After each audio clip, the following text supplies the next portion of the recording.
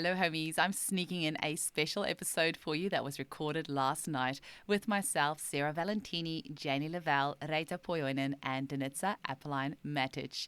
So, unedited and purely for your enjoyment, I present to you the ReBELLE Homeopaths for round 2, with hopefully lots more to come. Do make sure that you don't have any kiddies around while listening to this episode, as there is some adult content. I hope you enjoy. Thanks.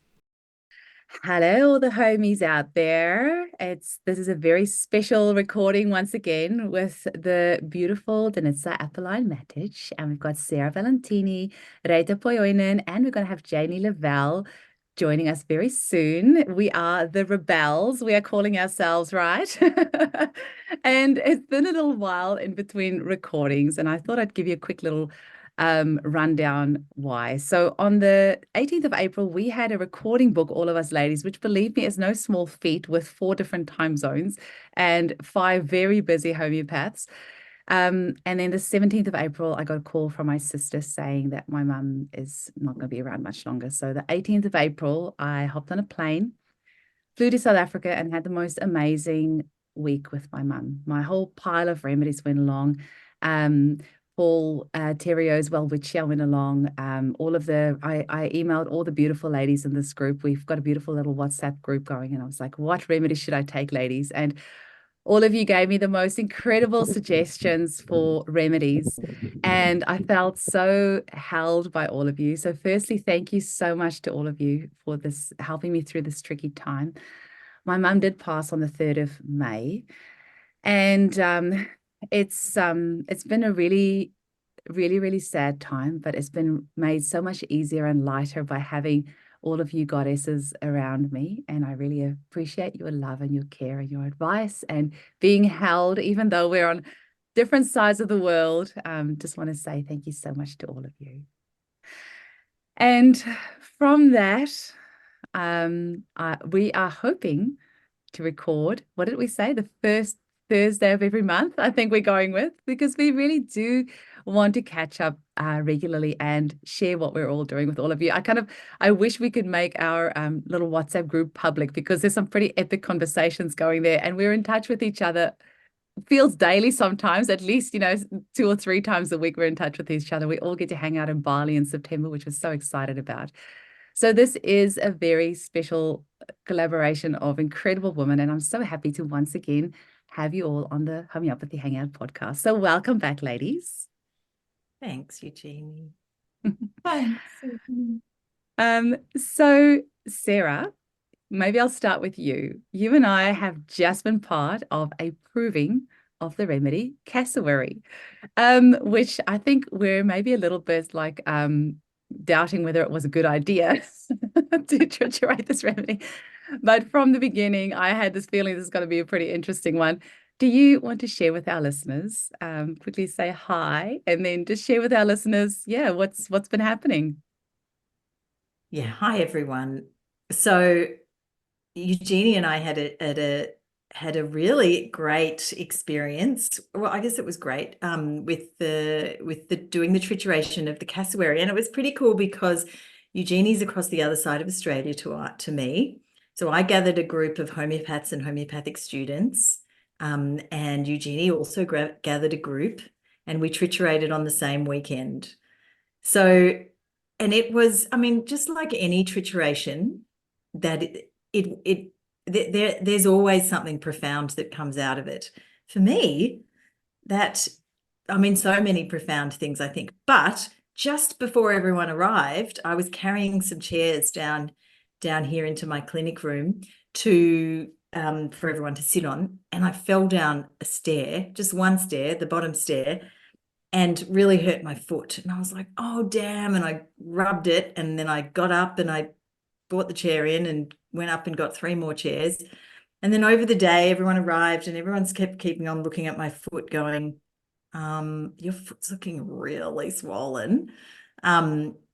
Anyway, turns out I fractured a metatarsal on my foot. But I just carried on. I was taking Arnica 10M during the trituration, and it was all fine.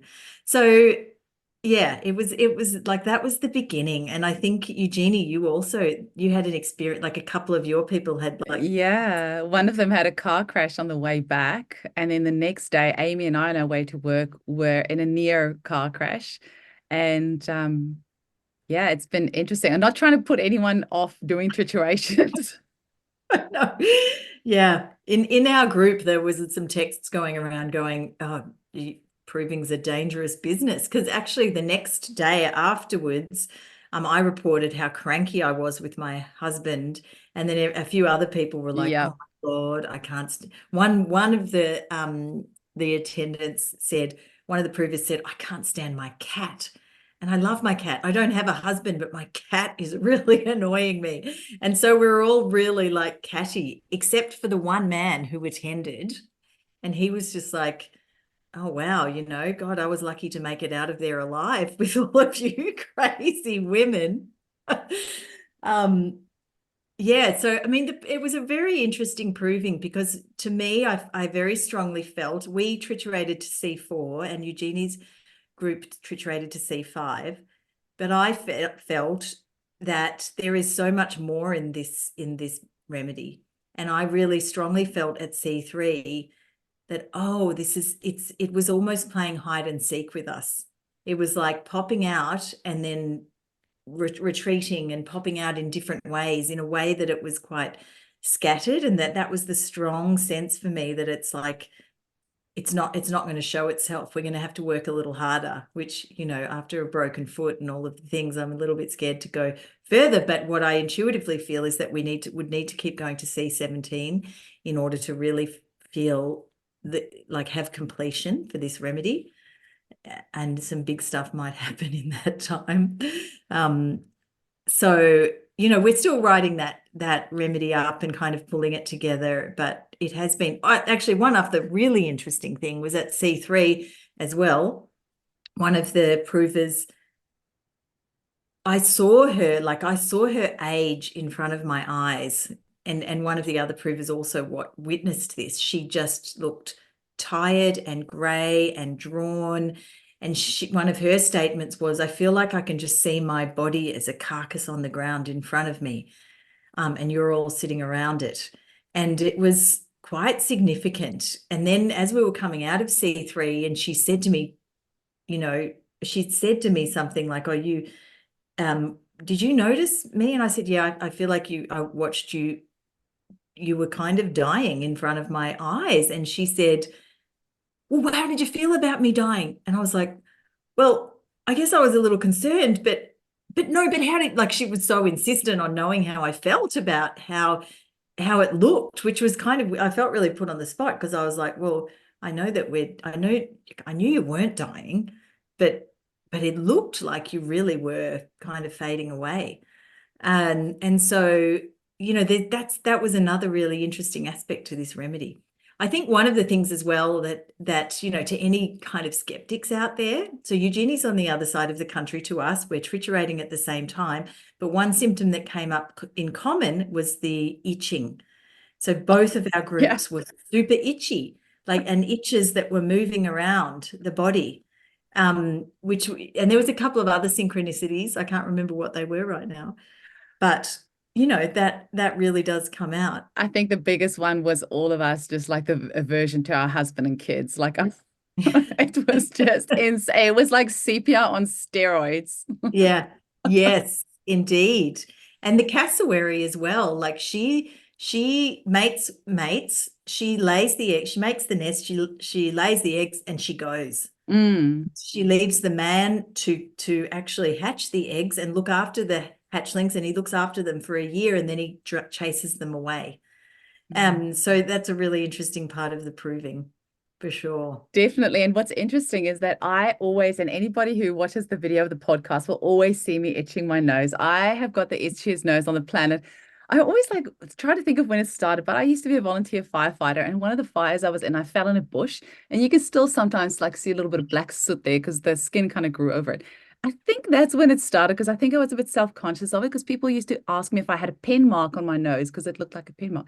So I think that's where it started like 20 odd years ago. So you will always see me like itching my nose anyway. And so during the proving, I was really conscious of the fact that I was never itching my nose. And normally I'd be constantly itching my nose and I was not itchy at all. And everybody Good. else was sitting there with itchy noses, itchy scalps, itchy everything. It was Mm-hmm. quite funny. Mm-hmm. Yeah, absolutely.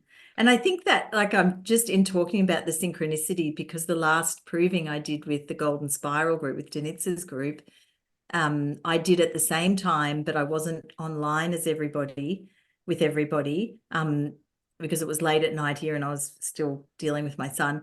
And and then I was writing everything down as I was doing a meditation at the same time as the group. And then the next day or the day after, I sent through my notes, and Denitsa was like, "Did you watch the recording?" And I was like, no. But there were so many synchronicities. So, it's an undeniable kind of relationship that happens, right, when we experience a substance in that way. Undeniable, if we're really ready to notice.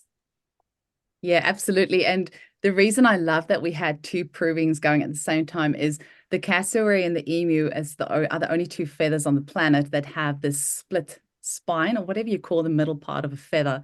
And so when I interviewed Paul, I said, "Oh, I really want to triturate emu." And he was like, "No, it's already been done. But if you can do cassowary, that'll be great because it's like the last bird I need for my book." And so I'm like, "Yeah, let's do it." And so it turns out it's really hard to source a cassowary feather. I contacted zoos, I contacted wildlife centers, and then Sarah was like, "I've got this friend who's been to the Daintree and she thinks she might have seen some feathers because apparently they don't drop very many feathers either." Because the emu feathers that I got was from a lady who had a pet emu. She just walked past him and pulled some of his feathers out. But like, where are we going to get a cassowary feather? So it was really lucky that Sarah managed to source some. It was, and that was the synchronicity as well, because I don't know what I'd mentioned, but somebody that I know had mentioned that they'd just been to the Daintree, and I was just like, okay. And then I contacted her, and she'd happened to got to be in a cassowary reserve or something, and she had some feathers, but her kids had the feathers, and they weren't going to give them up. So she managed to get some more for us, which was just awesome, at all in the right timing. Always, as always, hey. Mm-hmm. And Miss Reita, you've had some proving magic happening there as well, right? Yes. So greetings from Helsinki and Homeopathy School, Helsinki. This water is from up Norway, from the Arctic Sea. So the name we gave to it is Aqua Marina Arctica. So two ladies got it from up there and blessed it, and it's from a place where witches used to be burned. And it's also from a place where whales go to die. Wow. So there's a sacredness about that place, really. So we did a trituration at school. Two of the students did it as their final work. And I think I was proving it like practically at the beginning of the year. I myself had a cold. I had a lot of allergy things with my eyes. And there was this thing like, aquamarina or seawater, it just cleanses everything that is not necessary anymore. So I've gone through like a really big transformation together with the school and just cleansed out everything that's not needed. And then there was this beautiful, kind of like helium as a homeopathic remedy has, that you're looking for the soulmate, but really the one and only soulmate. Or this Portuguese feeling of saudade, that somewhere on the other side of the ocean is the true love.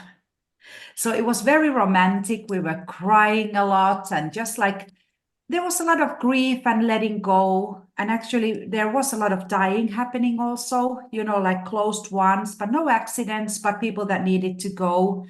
And then people who had grief just gave up the grief.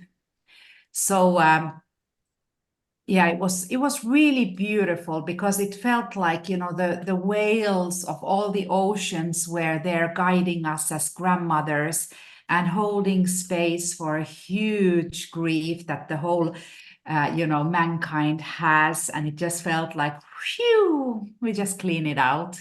And now we are in the Aquarian age with all the new energy. And, now we are upgraded and ready. Oh, that sounds cool. Very, very cool. How many? So, because your students are about to graduate, aren't they? Yes. So we have a group of 15 ladies, of which 5 are now getting their diplomas on Saturday, and the rest are going to be graduating in the autumn time. And one of the ladies, as her thesis, I will post it later. Her husband, when she started studying, her husband committed suicide, and she made a painting of 3 homeopathic remedies, which is like Gaudi, or so it's got Arsenicum album, the swan, and ayahuasca. I just saw it yesterday, and that was really like aquamarina and grief and all of it. And I'm so happy that she took, because in our school, you can be really artsy-fartsy. We've been acting homeopathy and so on. So her thesis is the painting. And then she writes a story about, it's called Death, Hold My Hand. It's very it's so beautiful. And she's done such a transformation in these 4 years and all of the ladies, they've got like a, waiting list for clients. And this is not typical for Finland. So I'm like, this group is very, very special to me. And Janie is going to be joining us. So we are teaching the sacred trees. So tree remedies, Kabbalah, wood element together with that. And then Janie can talk about what she's teaching in the weekend. And then we will have a beautiful cacao ceremony for the students that are graduating. It feels like a great honor to birth them into this world. Oh, that's absolutely amazing. Janie is on a train at the moment, so I'm not sure if she'll be able to pipe in, but when she can, yeah, she definitely will. When I was with my mum, Reita, I was so wishing that you were there, and because you have got such experience working as a death doula and with death and dying and everything else, and it was my first experience. My mum actually passed the week after I left. I was only in South Africa for a week. But it was actually such a sacred, special, beautiful time. And I'm so, so, so grateful that I could go. I think it'd be a very different experience if I didn't get to go back in time to be with her.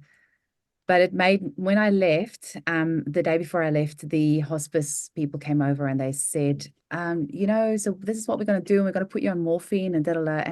And after they left, I said to her, Mum, please don't take the morphine unless you need to. You've got the Welwitschia there, you've got the Arsenicum 10M, please don't take it. Because, like I always say, I don't know. I don't know what I would be like when I'm in that state, but I just feel like death is such a natural process, just like birth is. And that I've talked about on the podcast a few times. We medicalize death just as much as we medicalize birth, and it is a natural process. But she wasn't in that much pain, but she just couldn't sleep. And, all that they have over there is morphine. And so, I don't know how much I can say, but it sounds like there was a bit of an overdose situation right at the end. And the nurse apparently quickly took the needle out and then just left, because they have this thing that they implant under the skin. And so it sounds like, I don't know what the exact details was. It's just what I was told, but it really hurts my heart so much that that's how it went in the end. And everyone's got their own story and their own thing. And I wasn't there. So I'm a little bit helpless in that respect.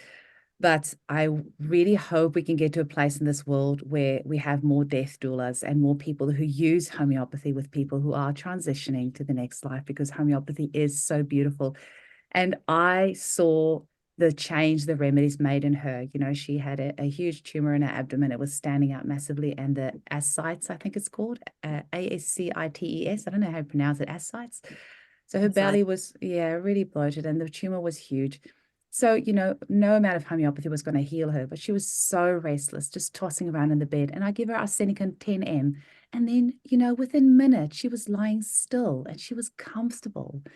And the ascites was so bad. And so we found a remedy. Now I just have to think of what it is, because I ended up finding it from a homeopath in South Africa while I was there.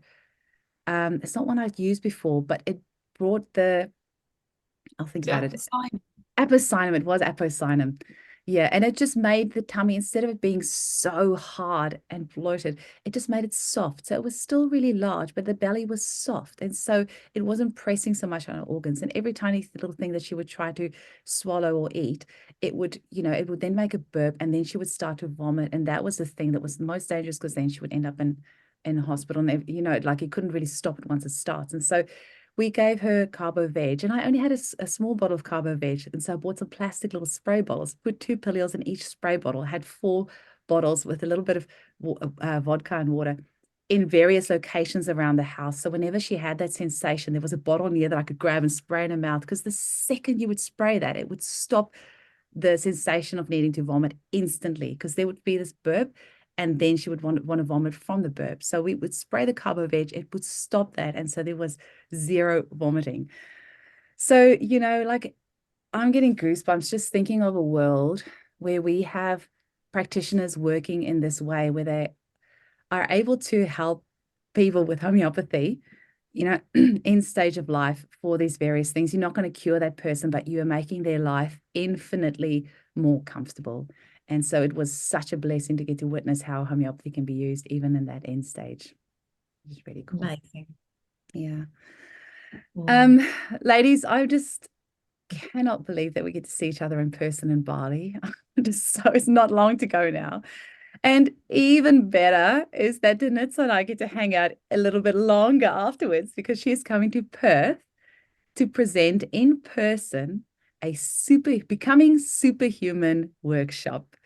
So would you like to tell us a little bit about that, Danitza?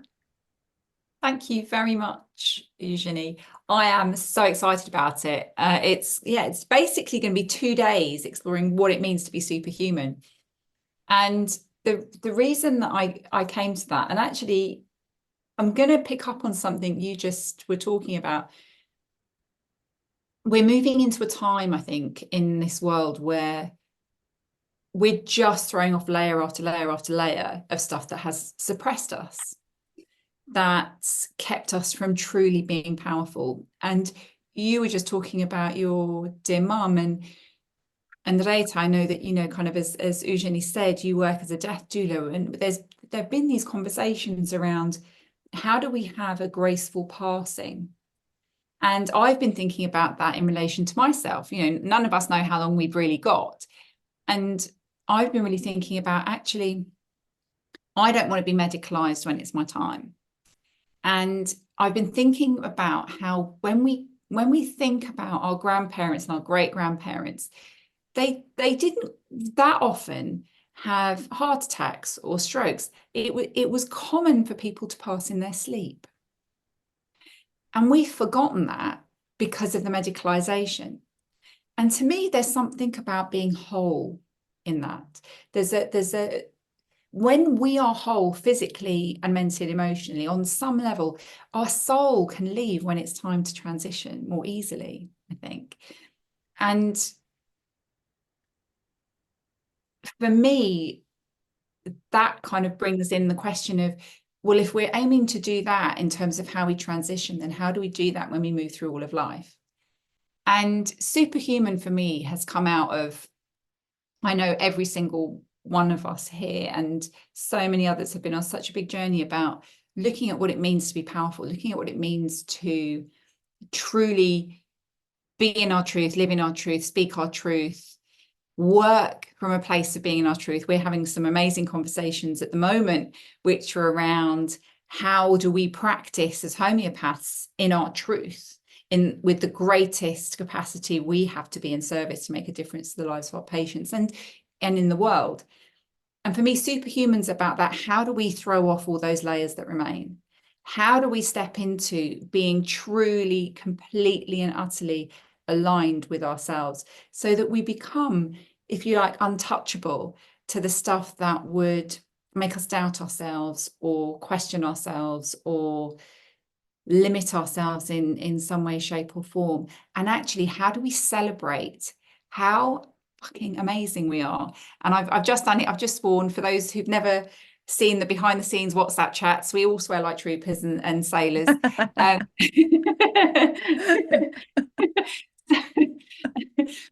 What is it that makes us fucking incredible?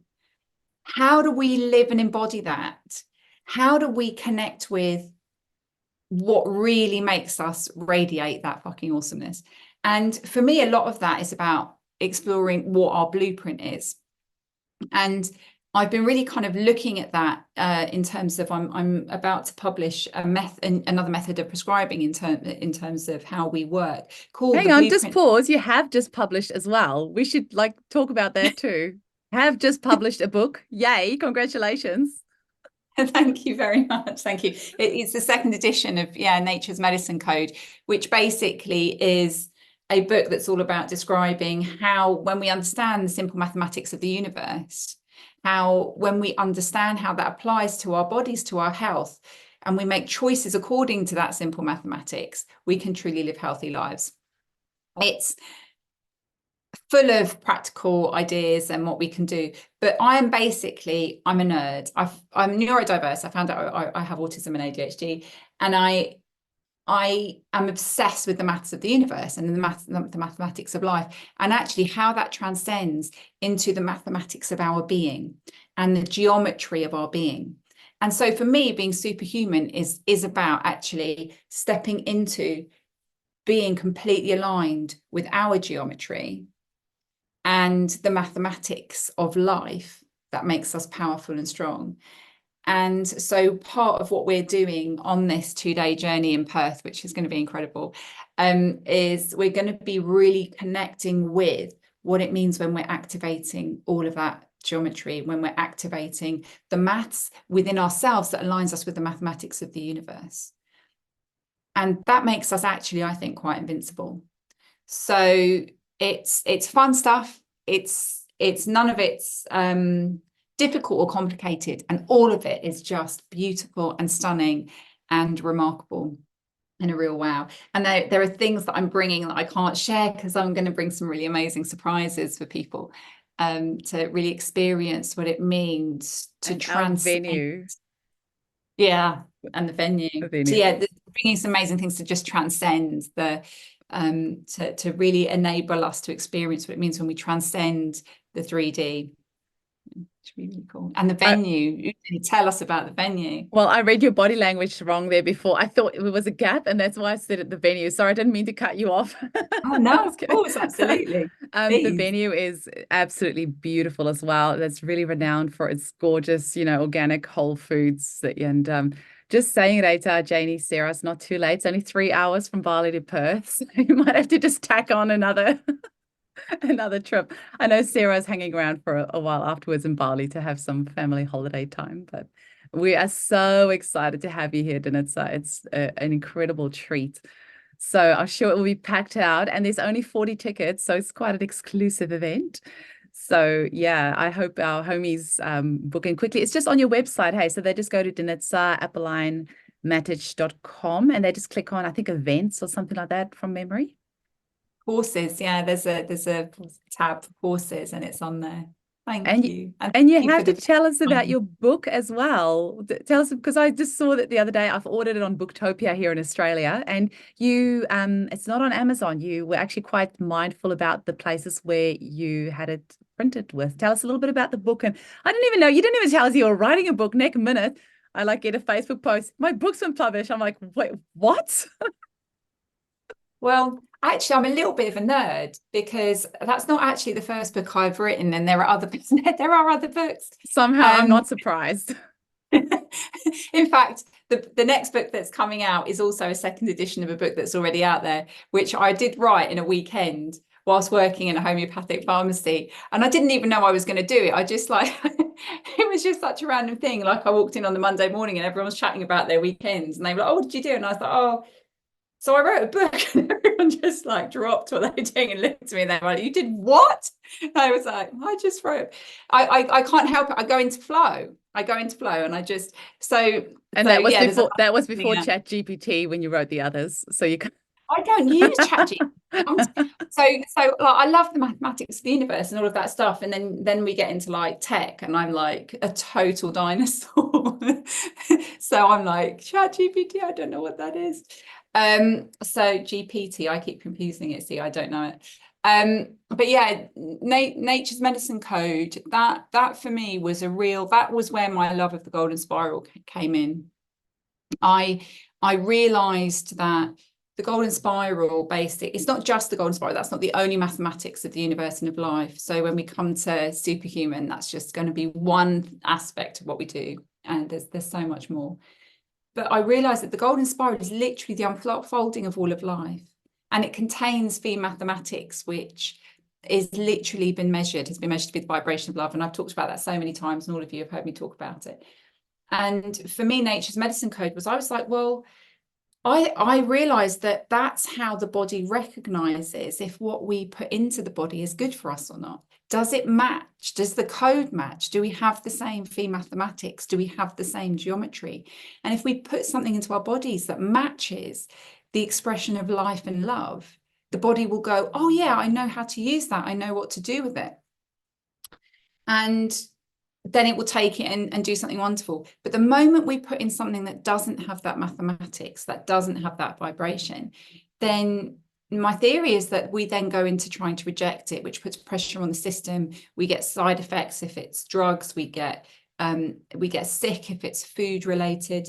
And so basically my book's a journey into saying, actually, how do we live in a world where we are literally only bringing into our bodies and lives food, medicine, life that resonates with this vibration of love as we see it in the nature and in life.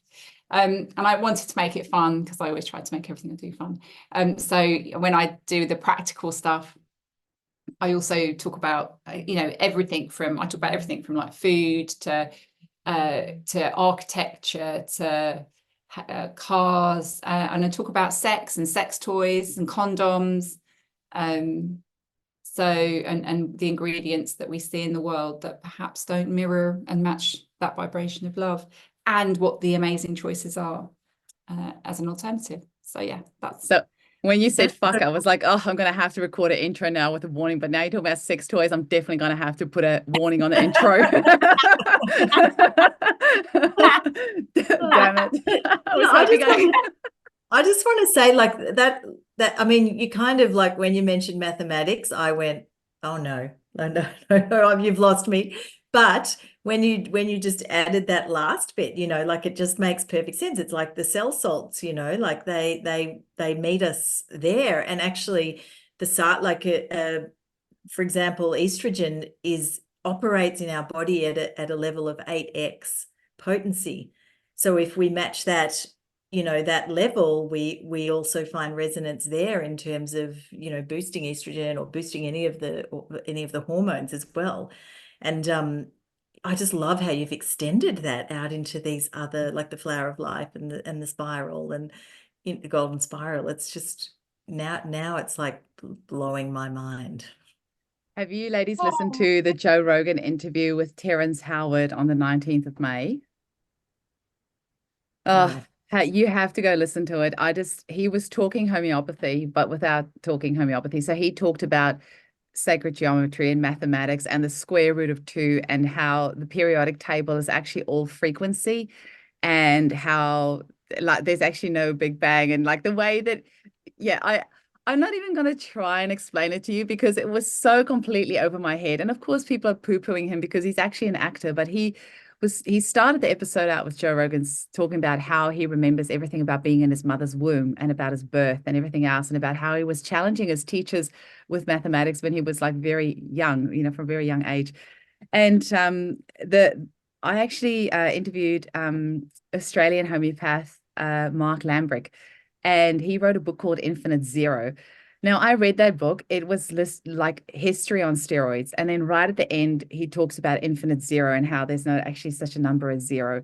And it's completely gone over my head. But Terrence Howard talks about the similar thing, that there's actually the concept of zero is actually not, it doesn't actually exist. And so I'm not even going to pretend to understand anything of what he said, but he did talk about elements. He talked about frequency. He talked about how there's a positive and a negative to everything. So there's up and a down and an in and an out. And that part of all of that really resonated with me and made a lot of sense. So you have to go listen to that episode. It was really interesting. Mm-hmm.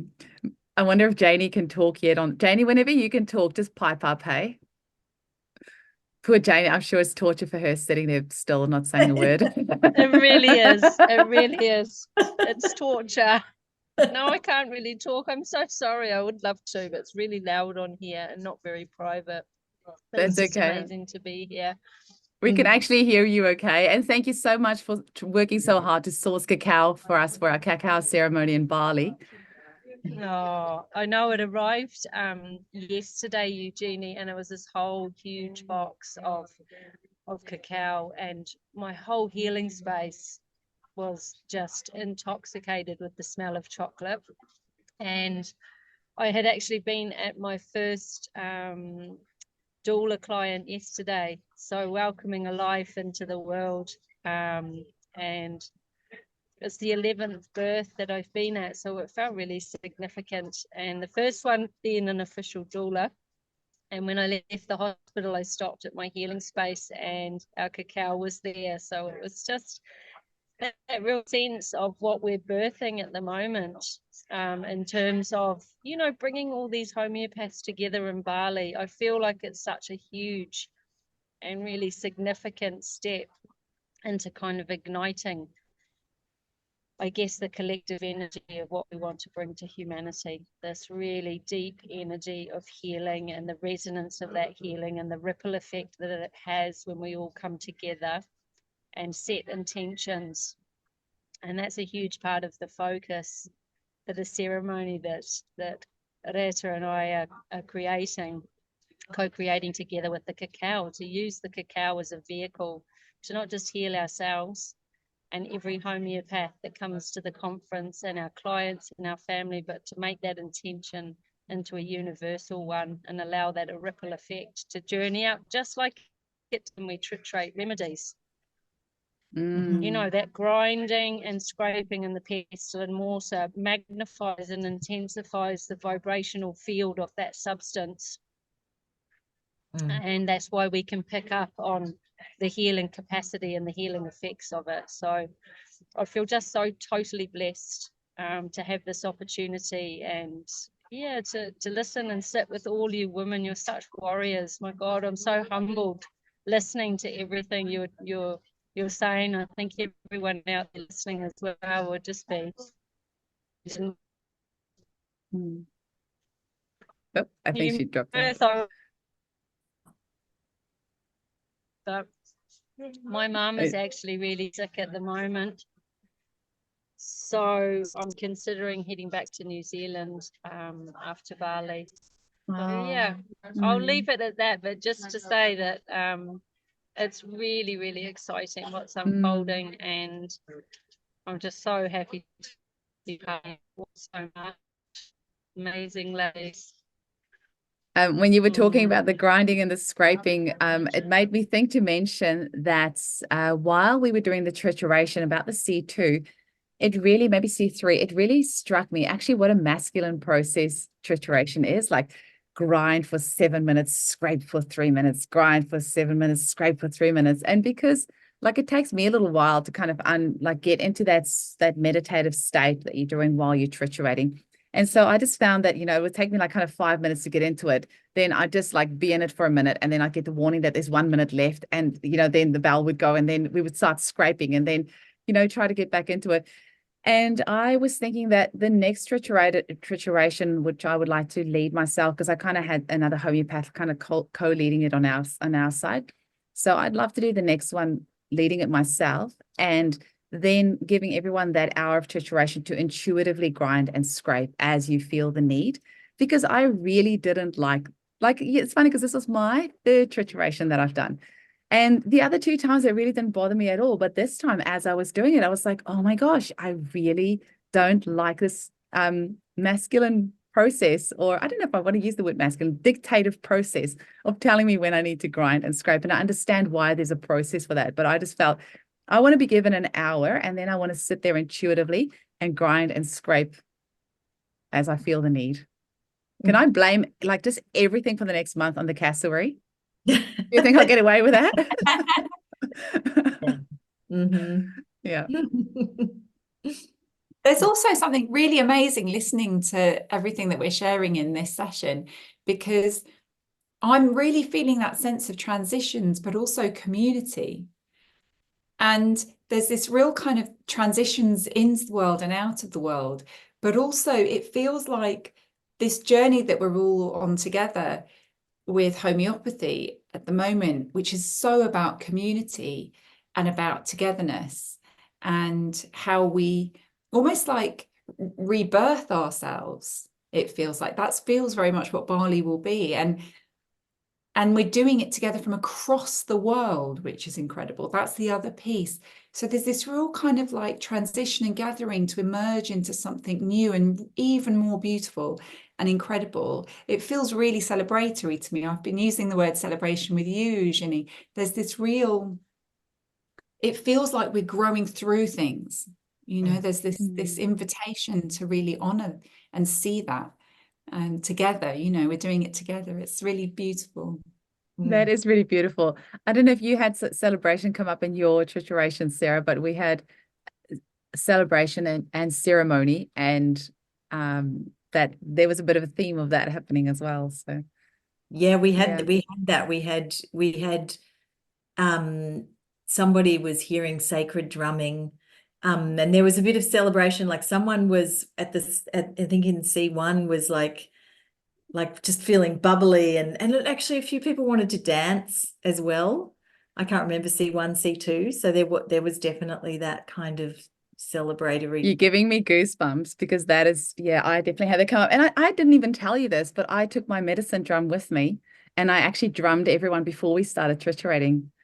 And just had this real need for music. Like, and I took the second day of the trituration, I took my Tibetan singing bowl along, because the first day the other homeopath used her phone alarm to tell us when it was time to stop scrape.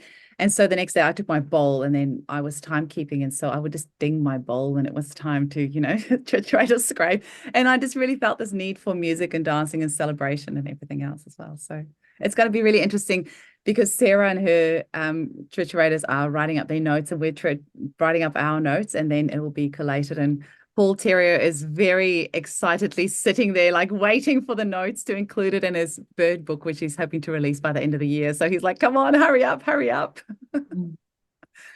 He's doing such incredible work. He really is. Absolutely remarkable. Look at us, ladies. Like, it's only 45 minutes in. Everyone's being very quiet tonight. What else would you like to add? And I know all of you have got some things to go to as well, so that's why we thought we'd keep it to an hour, because everyone's has got schedules. I'd really love to kind of, you know, talking about the transitions and considering, you know, the birthing that Janie's been attending a birth, and the death that we've come across in these provings. And considering, you know, 2024 is there's so much of that in this year. There's so much change and so much letting go. And I see that in a lot of my clients as well, that are just going through really big transitions, like really opening up their awareness, their woundings. It's on the platter, like for them to go, oh boy, I'm so ready to let this go as well, you know. And I feel like, and actually, Danitza, when you were speaking before about the death process, and I was thinking the Aboriginal people in Australia, ideally, when they're going to die, they take themselves off into the bush and they go.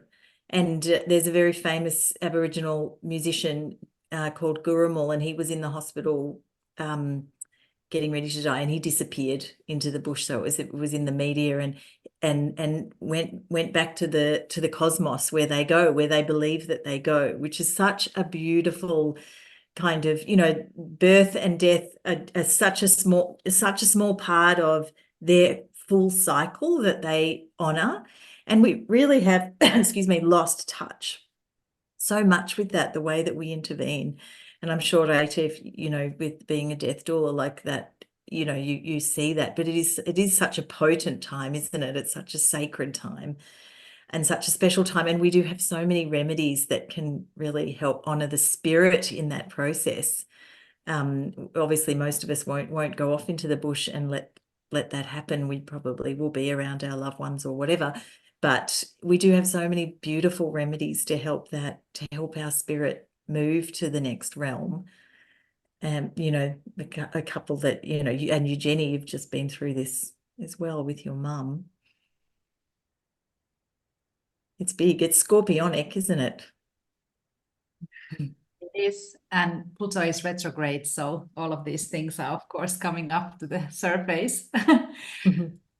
The Sami people, the indigenous people of Finland, where actually the water is from, because you know, it's from up north. When a child is born, they get their own yoik. It's like a lullaby, and when the person dies, they sing the yoik. And I know that's also in West Africa and some cultures, and I think that's so touching. So it's like you call in the soul and you say goodbye to the soul with a song. That's your unique like fingerprint. Wow, that's so beautiful. That is beautiful. Mm. And there's Well, something for me that's really special about how death is and can be celebrated as a transition. It's not an ending, it's a transition. And I've been really reflecting in what I've been writing recently, in how in the old world, there was this split between spiritual life and science. And I say science because I believe that there's a very narrow expression of science that I don't think is truly science. And then there's this wider expression of science that's about possibilities and openness and discovery and exploration. And in that bigger definition, in that bigger openness, there's room for connecting with a more spiritual aspect of life and a greater understanding of the fact that we're here just for a short time, but that we have a soul, and that our soul is endless and timeless. And to hear this kind of transition back into, if you like, a reconnection, a recognition, a remembering of that as part of the whole journey that we're here to experience. I think it's such a gift to be here in these times, watching us all kind of reconnect with that wisdom. I had the most interesting thing happen. So in April last year, for the first time in my life, I booked in to see a medium. Now, this lady is very well known, and she books out a year in advance. So it was about April, May last year that I booked in with her to see her in May this year.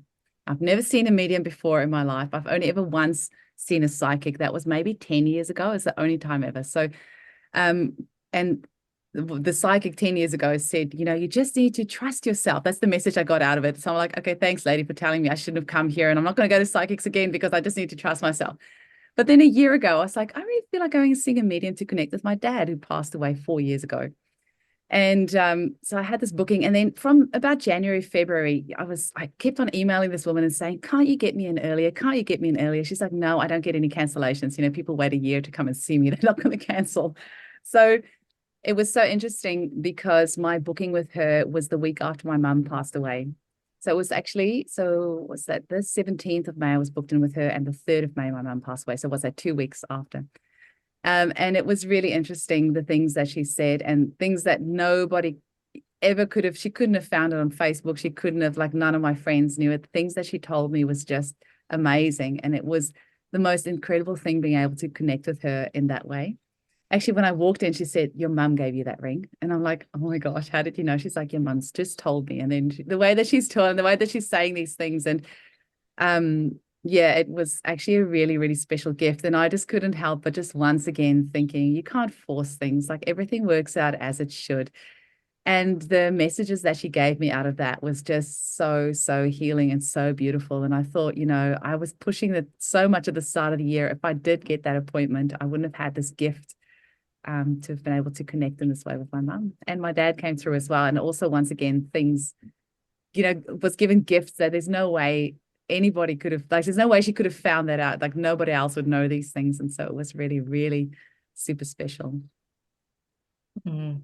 What a gift that you had with her. Just truly amazing. Yeah. And I don't know how many of you have seen mediums, or I many years ago studied at the College of Psychic Studies and got to see some really amazing things. And I'm very good friends with some mediums. But there was a moment where I remember thinking, this is undeniable. When I went to see a medium it's the year of the tsunami. And I went in the August because I was selling a house. I was supposed to be going traveling, selling my place, going traveling. And the plan was with my then husband to be on a beach in Bali for when the tsunami happened. And the flat wasn't selling. Well, it was a masonette, actually. It was kind of a house flat. It wasn't selling, and there were different problems with it. And someone said, why don't you go see a medium? And I went to see a medium. And I'd never seen her before. She didn't know me. And I sat down and I said, I'm trying to sell my place and it's just not selling. And this was the August. And she said to me, you would take yourself somewhere in the world where there would be some massive big earth event. It will either be like an earthquake or like some big event. And you're being saved from being there when it happens. And I didn't think anything of it other than, oh, okay. And we accepted an offer for when it sold on Christmas Eve. So I couldn't have completed the sale and flown in time to get there, which was the plan.